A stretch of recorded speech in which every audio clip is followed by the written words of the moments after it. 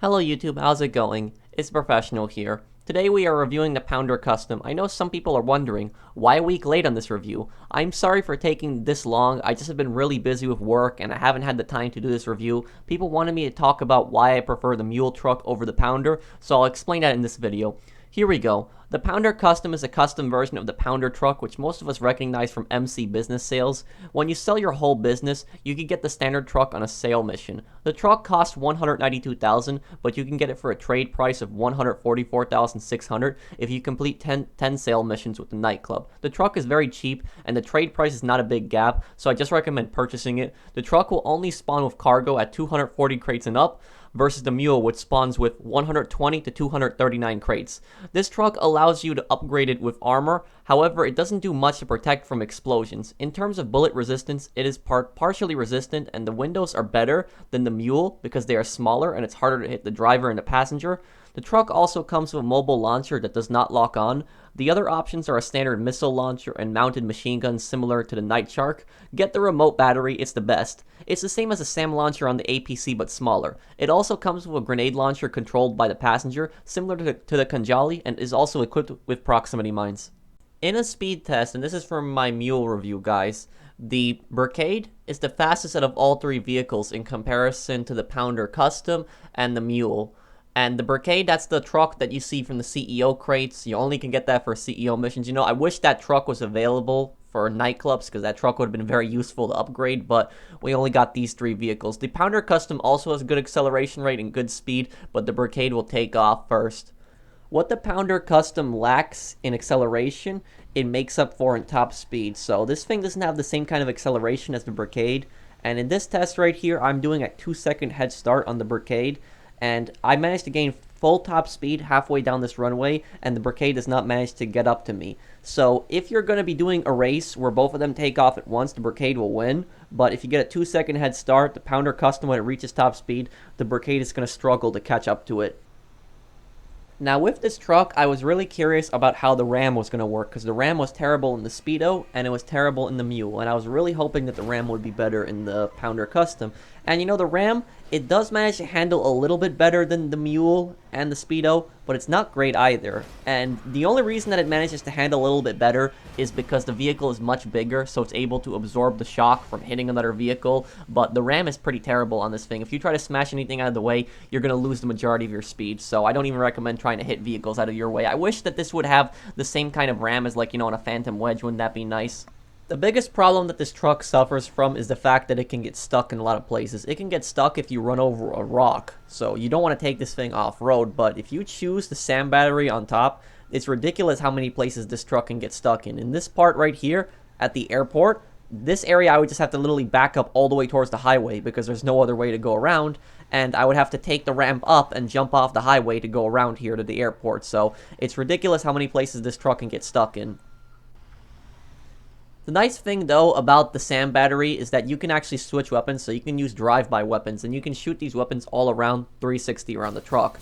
And the SAM, it's the exact same kind of SAM that we have in the APC, only it's smaller.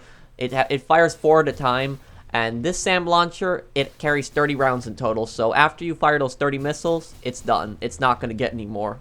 The unfortunate thing about this SAM is that it doesn't lock onto anything, and I was really disappointed by it. From the trailers, I assumed that this was going to be another SAM on a delivery vehicle, and it would have helped a lot with cell missions. If you're getting attacked by like a helicopter, you could easily shoot it down because the missiles on this thing are pretty fast, so it would be pretty difficult for the helicopter to dodge it, and the helicopter, it won't beep when you lock onto them because, remember, it doesn't lock on, it just manually aim, but if you were to be attacked by like a jet or some kind of plane, something really fast, you would not last. You would get blown up, especially if that vehicle had explosive cannons. So it's really disappointing, though, that the SAM doesn't lock on. The other weapon on here is the grenade launcher, and this grenade launcher, it's controlled by the passenger, and it's this exact same grenade launcher that we saw in the Mule Custom and the exact same grenade launcher that we have in the Kanjali. The only major difference is that this grenade launcher is unlimited, so you can just keep firing grenades over and over again, and it is pretty disappointing, though. I mean, it's better than nothing. It's better than nothing, but we should have had some kind of remote controlled gun in the back here. If they wanted to give us a second weapon on a truck like this, like a bigger truck, it should have been like a remote control machine gun. Even like the smaller, like 50 cal remote control machine gun that we have in the Speedo Custom, or even a remote controlled minigun. I don't see why that couldn't have been added to the back of here. So it's kind of disappointing though that we have this grenade launcher. And like I said earlier, it's better than nothing, but you know, if you were going to get chased by somebody, like you were getting chased by a fast car and you had to shoot this thing like a player, like an AI, it's no problem. But if you were to kill a player that was coming after your cargo with this thing, you would either have to time it really well or get really lucky. So I would much rather prefer some kind of machine gun over the grenade launcher.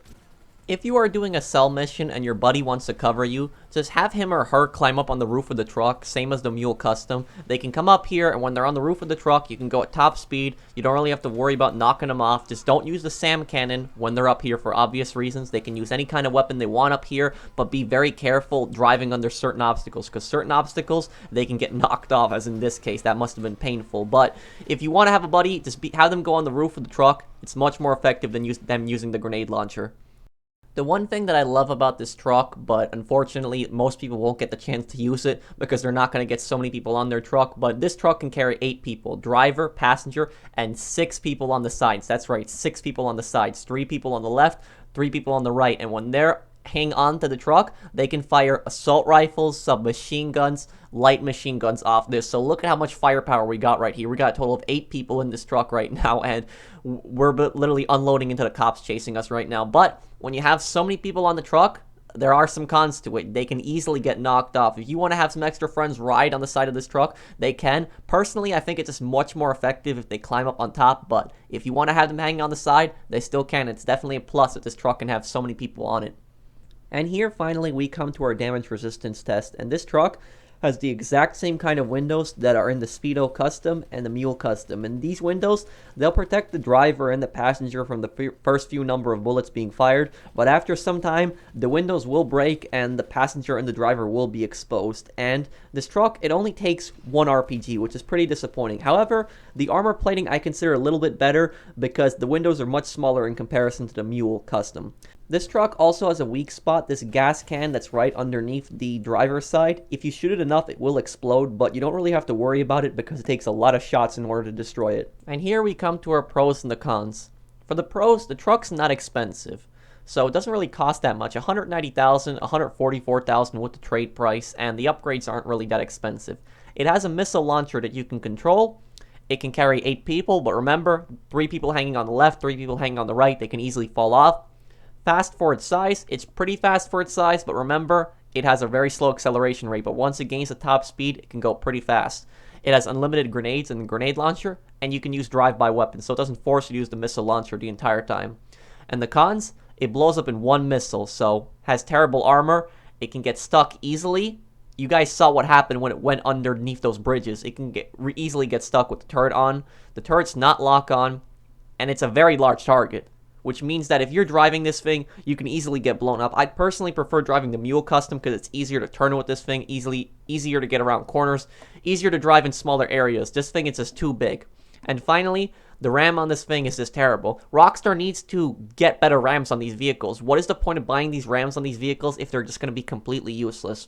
So that's pretty much it for this review, guys. I hope that you guys enjoyed it. Let me know what you think down below. I'm sorry that this review took so long, guys. I'm sorry it took like a week later. I just didn't get the chance to review this vehicle, and I wanted to complete the set because this is the one vehicle I forgot to review. So I hope you guys enjoyed. If you enjoyed the video, drop a like. Let me know what you think down below in the comments, and if you're new to my channel and enjoy it, then subscribe to me, and I'll see you guys in the next one. Take care, everyone.